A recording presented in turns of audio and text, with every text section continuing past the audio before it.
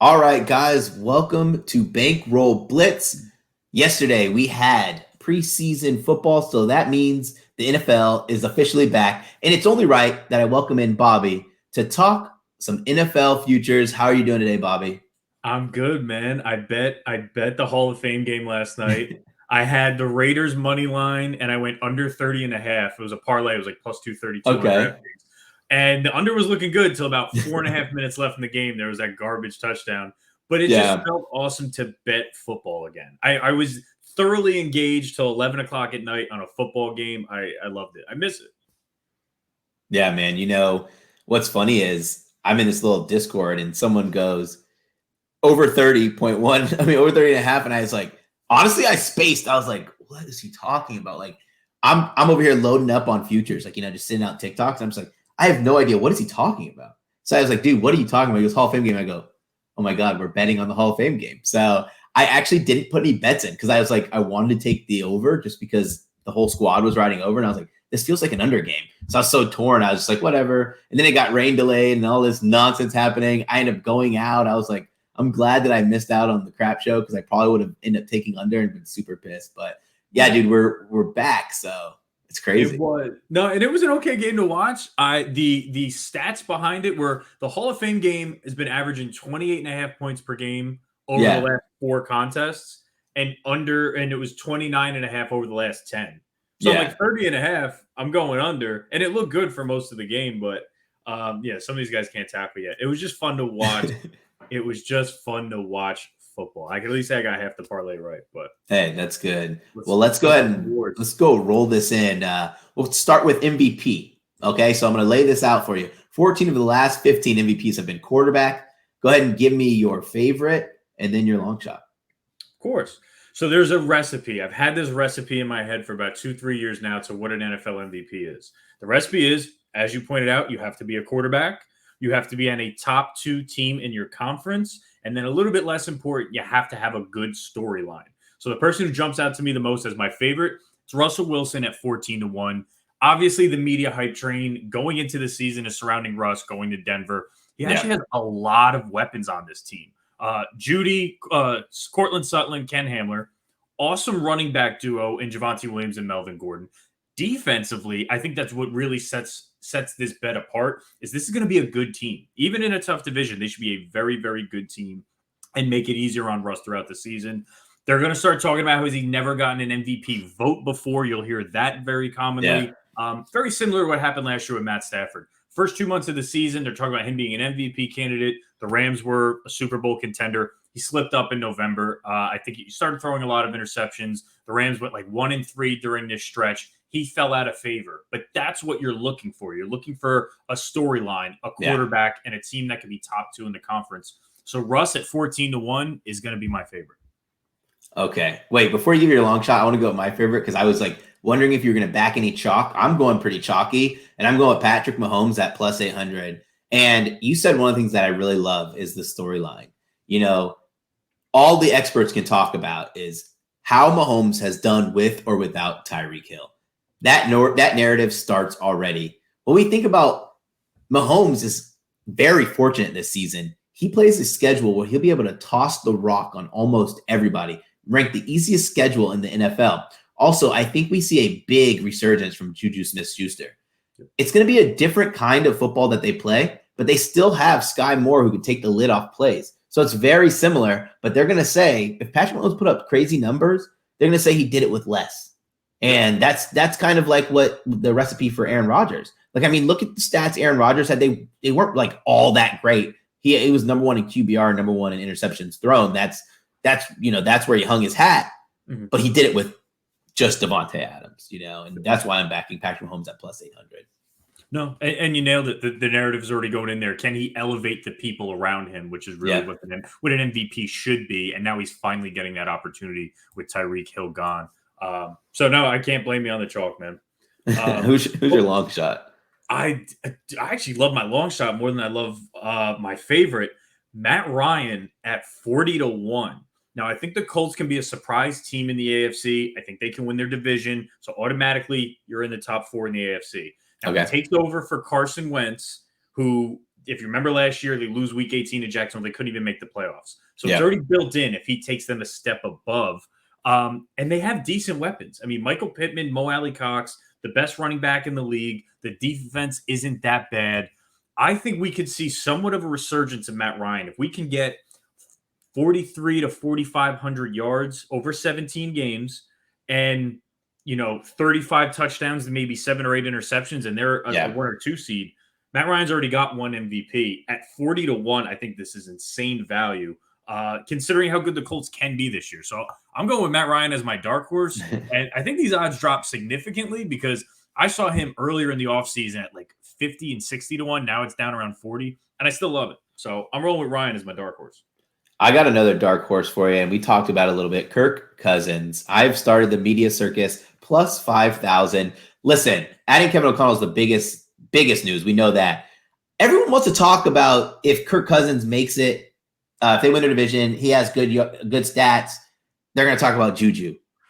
I don't think that we're going to talk about Juju as an MVP candidate, which still allows Kirk Cousins to get some MVP votes. Look at these stats.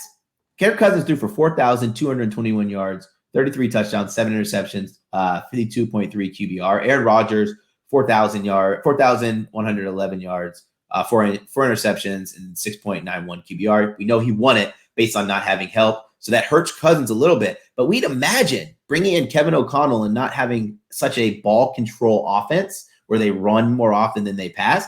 I think that Kirk Cousins can easily throw for close to like 4,400 yards and 38 touchdowns. If he cuts down on how many interceptions he throws at plus 5,000, when they win the division, because you heard me say win, not if, when they win the division, this is a very good dark horse pick.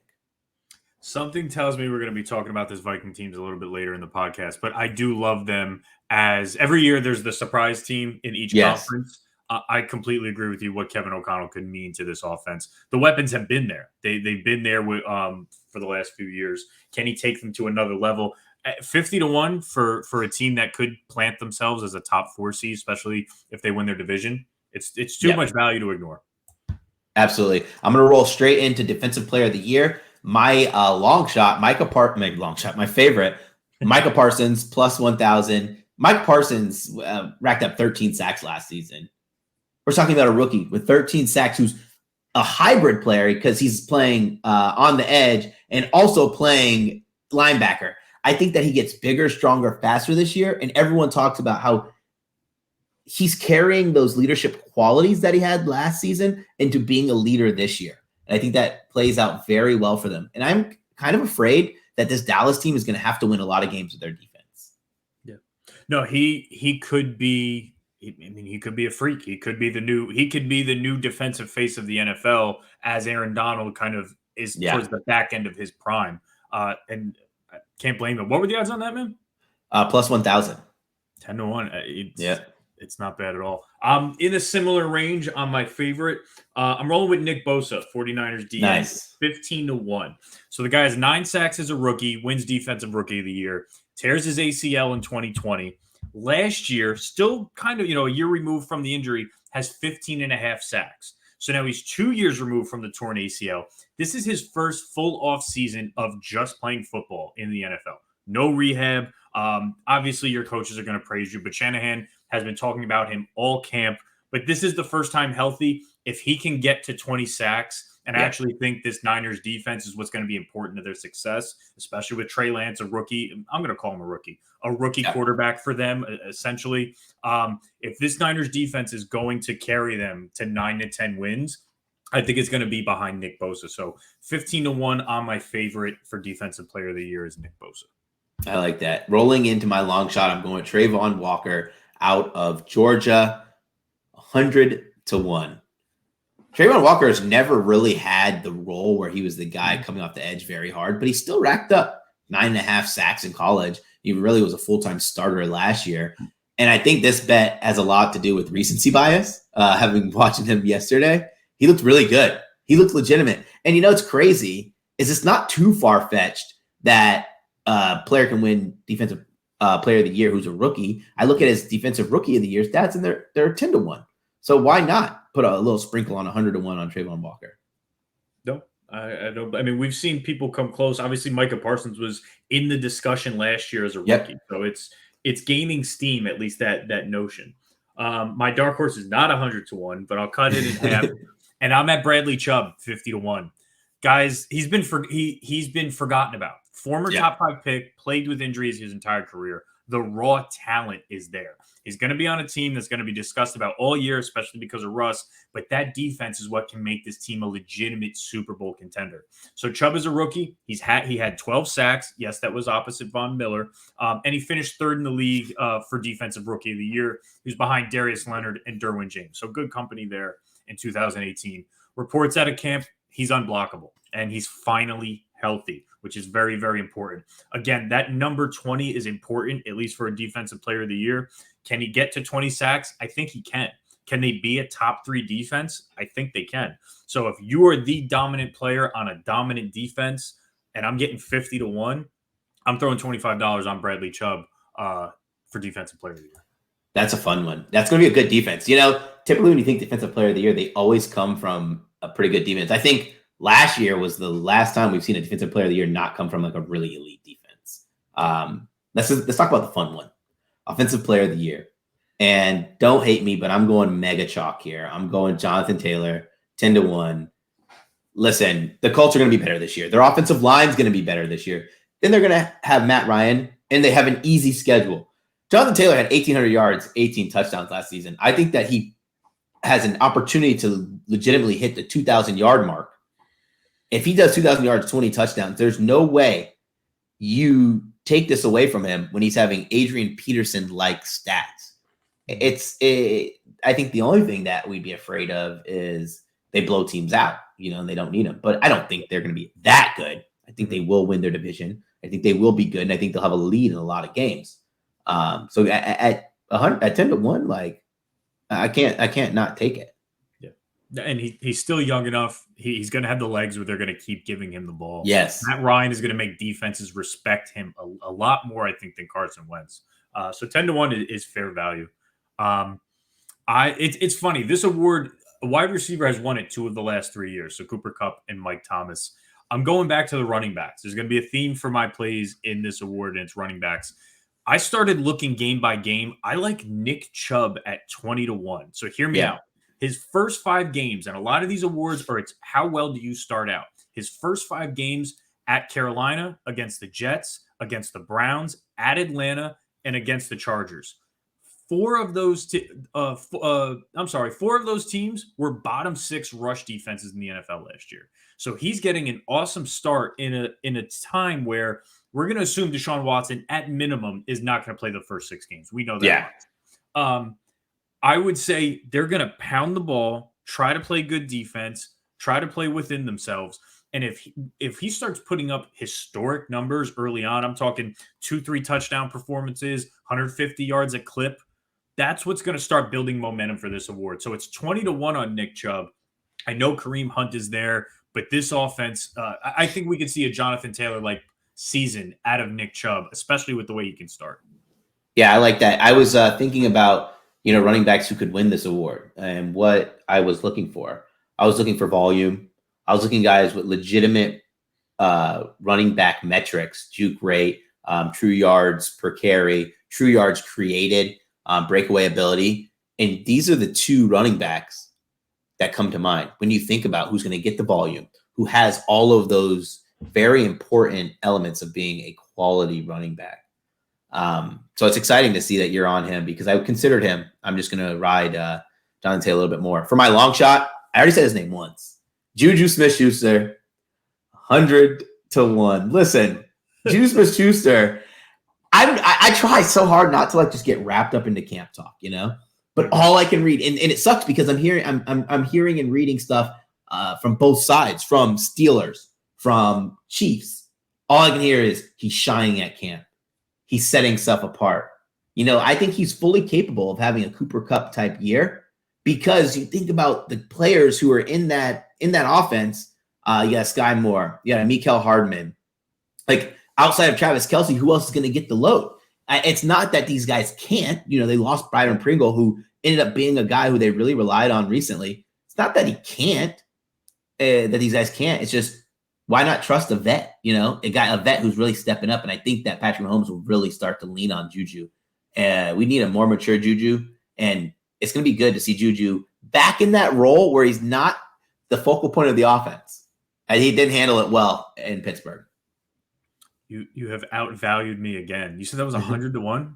Yeah. Jesus. No, I mean, he's going to be a number one wide receiver in a potent offense with an MVP caliber quarterback. Why wouldn't you throw a dart on that?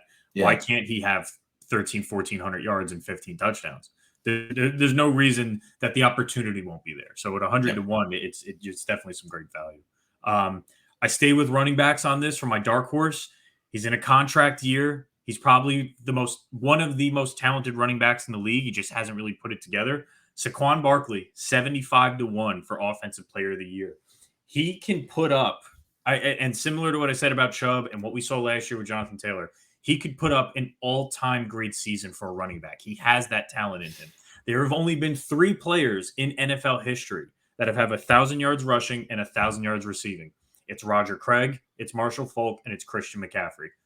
Marshall Faulk, I think, won MVP that season. So Saquon Barkley at 75-1. They put investments into the O-line on that Giants team. Obviously, their concern is going to be Danny Dimes, but I think Barkley's going to get the ball often. Their Giants are going to see, is this worth a guy we really should pay? Obviously, they didn't pick up his 5th-year option, but they're really going to trot him out there, and they're going to test what can his body handle. If it can't handle it, hey, we made the right decision. We didn't pick up the 5th year. If he explodes, you know what? They're probably going to pay the guys that face their franchise. So the opportunity is there, 75-1, and I'm going on Barkley, Offensive Player of the Year. I like it. It's funny too. I think Barkley is a stronger pass catcher than he is a runner. And guess who they have as their coach? The guy who hates running the ball on first down. But the guy who doesn't, it's not that he hates running the ball on first down. He just wants to get the ball in his playmaker's hands on first down. Yep. Why not pass it to Barkley on first? Let's move over to Coach of the Year. I think you pretty much are probably going to be aligned on this. I'm Kevin O'Connell. Yep. I got 16-1. I don't think you need to say much outside. I think the Vikings have the team that could win the AFC North. If you look at all the new coaches, and I do think this award is going to go to a new coach, he inherited the second best team out of any of the new coaches. He has the second most talent to work with. But this guy, it's probably a little shade into my my long shot. The guy who I have as my long shot pick has the most talent, but he has way too many storylines where it won't be about him. So I think that if this team balls out, a lot of it's going to be like, holy crap, see what happens when you put a good offensive mind into this. Kevin O'Connell comes in. You have all these weapons. Get all that defensive nonsense, control the football kind of BS out of the NFL. Get it out of football. I think we're getting a good price here. He was actually my long shot. I found him at 20-1. Nice. Which I was shocked at. I'll go very briefly on it since you hit all the main points. But if they can steal the division, bodes very, very well. If you look at Kevin O'Connell, he comes from that McVay coaching tree, that style offense. In its infancy, in its first few years, it was Gurley, it was Kupp, and it was Robert Woods. Yep. Can you mimic that with Justin Jefferson, Adam Thielen, and Dalvin Cook? There's no reason you can't. I don't think you could pick better comparisons from a 1-to-1 standpoint. So exactly. A division that's weakening. I think the Packers got worse. I think the Bears are abysmal. Detroit, I think, can be competitive, but 500 at best. So it's a division you can win, and there's a big jump to be made on the stat sheet, which is really what's going to drive this. So my long shot was Kevin O'Connell. My favorite was pretty chalky, but it's Brandon Staley at 14-1. He couldn't get the win total that he needed last year from the Chargers, but he really started to change the franchise around. They need to get to 11 wins, I think, for him to win this award. His name is being thrown around a lot in the media. The Chargers have 5 primetime games this year. So the NFL is buying in on the Chargers. They're going to be shown a lot. Outside of the division, hopefully they can split the division. But outside of division, they have Jacksonville, Houston, Cleveland, Seattle, Atlanta, Tennessee, and Arizona. I see all them as 500 or worse teams. That's 7 wins right there. Can you split with your division? I'm at 10 wins. Okay. Can they get one game between Miami, the Rams, and Indy? Then that gets you to 11. And then I think we're talking Coach of the Year for Brandon Staley. So I went on a game-by-game level. What number do you need to hit, and how can you get there? It seems pretty reasonable for this Chargers team. And 14-1, they talked about him last year as a wonder boy, the guy who refused to punt on fourth down. Let's see if he can turn it around and make it a positive. So I'm going with Stanley. Staley. I'm Stanley as my favorite. I like Staley a little bit. I just think that, the hype behind him is now the expectations more. He's going to have to be that challenging for the number 1 seed. My long shot, Todd Bowles. The media loves a comeback story. Todd Bowles failed as a head coach. Now he finally has the reins. If he gets the Tampa Bay Buccaneers to an elite defense, they've always had a good defense these past couple of years, but an elite defense, they make it to a Super Bowl. They're number 1 seed. I think that plus 4,000, 40-1 is a great metric. I don't have anything other than that. I just think that this is just such a good story. I don't have him as my top because we already know the main story of that's going to be, oh my God, look what Tom Brady did at age 45. But everyone loves a comeback story for Coach of the Year. I thought you were going to pick Doug Peterson for a minute. Hey, dude, if he can Doug Peterson makes sense. If he can turn Trevor Lawrence and Travis Etienne into 7 or 8 wins, he'll start getting some love because that team. Yeah, he will. I mean, he's also following up probably it helps that he's following up the worst head coach in the last 20 years, at least just from a story, how he got let go, all of that. It's set up for him. I don't know. The floor is very, very low. So I looked at Doug Peterson and I just didn't think that the Jags were going to get to 7 wins. Yeah, I don't. So I crossed him out and then I crossed out Dabble just because I don't think his team's that good. And I mean, if Dabble wins it, I'm okay with losing, like not winning that bet. But at 14-1, I'm just not putting enough faith in it. I'm waiting on the Giants any day now to just ship over a 4th or 5th round pick for Jimmy Garoppolo, and then they're automatically hey, dude, you're in a wild card in a week NFC. Yeah, it's wild. They just need to watch. They just need to make sure that Danny Dimes is really that bad in training camp. I don't know what they're waiting for, but it's wild. The trade is there. All right, let's go to Offensive Rookie of the Year. I'm going to start. I gave this pick out a while ago, and I'm actually kind of shocked the line didn't move that much. I'm going with Treylon Burks, 10-1. And Treylon Burks instantly steps into that A.J. Brown role. But what I love about Treylon Burks is his production out of college. Like everyone talks about how good Treylon Burks was, right? Last season he had 1,100 yards, 11 receiving touchdowns. And they talk about how good he was. But he had KJ Jefferson throwing him the ball and a offense that was primarily a running offense. Now it's going to be a very similar offense, but they're going to need to lean on him. And he has the qualities to put up a big, massive total. And I think a lot of the Offensive Rookie of the Year candidates or favorites, they all have to, how do I describe this? They all have to win their job. They'll get enough looks, but Treylon Burks and my long shot don't have to win their job. They are day 1 starters. It's just if their quarterbacks, because both of mine are wide receivers, if their quarterbacks trust them. And I will say this, I did have a long shot that I was so excited to drop on a TikTok, but the odds had moved from 40-1 to 16-1, so I'm not even betting on them. And that was Kenneth Walker. Got you. I went chalky on this one. I went chalky for Offensive Rookie of the Year. I like Pickett, 7-1. I think he's the QB most likely to start as early as possible. Early reports that Trubisky is just, I don't know if he's disengaged. I don't know if he's just that bad. He went completionless, I think, in an entire practice the other day. Yeah, he did. In the if I look, and this is just camp reports. You can't take them too much, but I have to look at the whole picture. The Steelers have Najee Harris. They have an above-average defense. Very good weapons for Pickett to really get himself comfortable. I think he can get this team to 8 wins. If he could take the Steelers and prevent them from really having a dip and say, this is our franchise guy, look how the future is bright, you're going to win this award. So I think he could be starting, if not week 1, as early as week 3 or 4. And that bodes really well as far as a long-term play. So Pickett 7-1. It's chalky, but I'm rolling with it. I like that. I was all over Pickett until I saw him in camp, and I was like, God, he has such a mountain to climb of getting better. But then we talk about how bad Trubisky is, and Rudolph sucks. He's going to be the starter at some point, maybe 2 games in, 3 games in. My long shot, Romeo Dubs, whatever, how you pronounce it, out of Nevada. This dude is a beast. He was already a beast at Nevada. Now he fits right into the Devontae Adams role.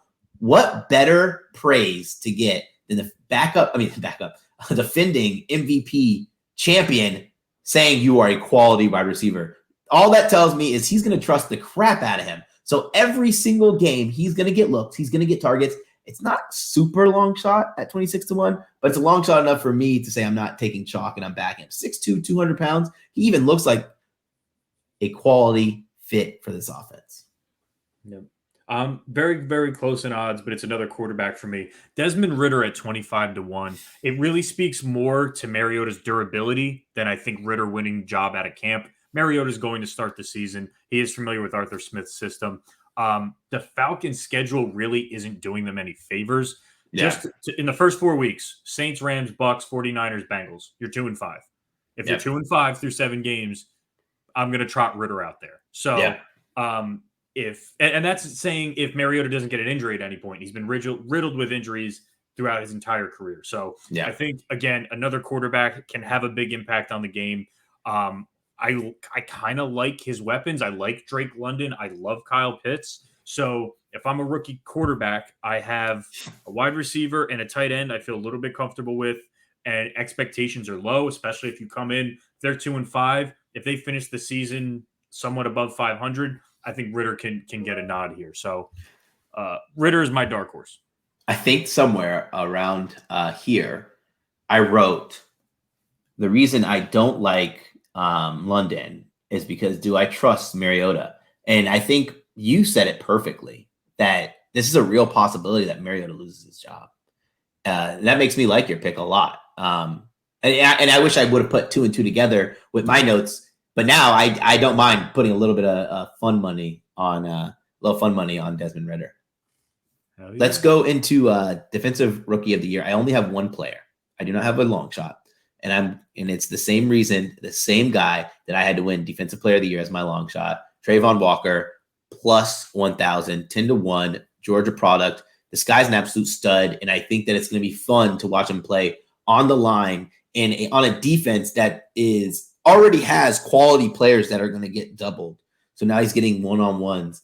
I think that he wins this, and I don't think it's going to be close. I think that a lot of people are going to think about Thibodeau. I think Thibodeau is going to get consumed with the New York lifestyle. I think he's going to have a lot of pressure on himself. What better organization to be in and try to be a star than Jacksonville? No pressure, not even a big media scene. You're literally just out there playing ball. And I think that's a lot what happened at Georgia. People say Georgia is a massive team, which they are, but no one expected Georgia to beat Alabama preseason. They did in the national championship, but when you don't have pressure and you don't have this media circus around you, I think it makes life a lot easier. Yeah. No, I think he's got to be the least covered number 1 overall pick we've ever seen. It's a good place for him to be where he cannot be roasted by the national media. Obviously, the local market is nowhere near what New York is. So I don't see any reason why he can't finish with between 11 and 14 sacks as a rookie. So it's fair. I can't blame you. I went another direction. I don't have a dark horse and a favorite. I have 2 middle of the pack guys that I feel really good about. Derek Stingley and Sauce Gardner, both 12-1. 2 cornerbacks have won this award in the last 7 years. It was Marshawn Lattimore. He had 5 interceptions. It was Marcus Peters. He had 8 interceptions. Yep. These guys were not tested in college for how good they were. It's not going to happen in the NFL. They're going to be tested. I think there's going to be opportunities there for them to pick up some interceptions. So the floor for this award is 5 picks. I actually like Stingley a little bit more than Sauce Gardner, but more so for the division he's in. You're getting Trevor Lawrence twice. I actually don't think Ryan Tannehill is that good of a quarterback, so you're getting him twice. Both at 12-1. It's a passing league. Cornerbacks have won it a little bit more in recent history than most. So give me these 2 guys. As far as prospects go, I think they're 2 of the best cornerback prospects we've seen in a very, very long time. So talent-wise, love these guys. I want to see 5 interceptions from one of them. If they do, they'll be in conversation for defensive rookie of the year. I want to say I agree with your take there.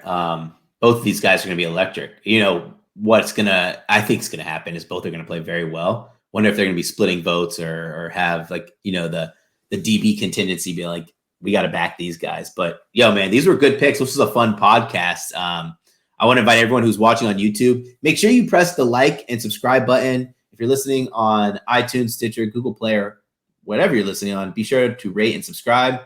Best of luck this season. We will be back with more and hopefully a ton of guests. Take care, guys.